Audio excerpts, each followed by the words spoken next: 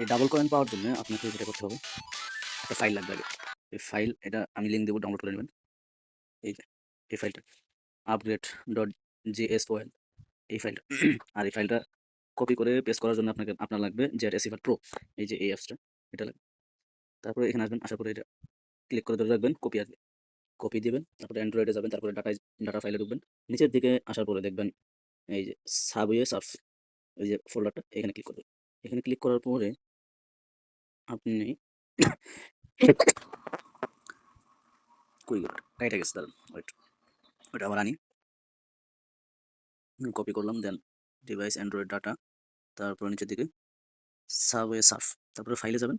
তারপরে এখানে দেখবেন প্রোফাইল লেখা আছে, একটা ফোল্ডার, প্রোফাইলে যাবেন। প্রোফাইলে যাওয়ার পরে এখানে যে নিচে এটা পেস্ট করে দেবেন, ঠিক আছে? পেস্ট করে রিপ্লেস করে দেবেন, রিপ্লেস, শেষ, কাজ শেষ। তারপরে আপনি গেমে ঢুকবেন। গেমে ঢোকার পরে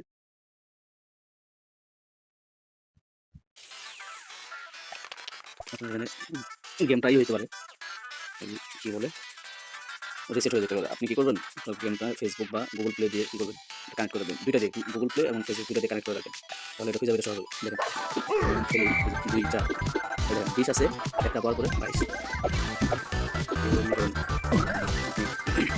আপনি সহজেই গেমের ভিতরে দুইটা করে কয়েন পাবেন, ডাবল কয়েন। তো তারপর কি করতে হবে, যখন দেখবেন যে কাজটা হয়ে গেছে, তখন আবার এই ফাইল ফোল্ডারের ভিতরে যাবেন। যাওয়ার পরে যখন দেখবেন যে আপনার কাজ হইতেছে, তখন আপনি এই যে ফোল্ডারটা, মানে সবকিছু সেট করার পর যখন দেখবেন যে টোকেন 2টা করে আসতেছে, তখন এই যে এই ফোল্ডারটা ডিলিট করে দেবেন, ডিলিট করে দেবেন। তাই আর ব্যান খাওয়ার কোনো সম্ভাবনা থাকবে না। কাজ এতটুকু। তারপরে ফেসবুক দিয়ে, তারপরে গুগল কানেক্টে যে কানেক্ট করছেন, সেভাবে খেলতে থাকবেন, পয়েন্ট ডাবল হইতে থাকবে।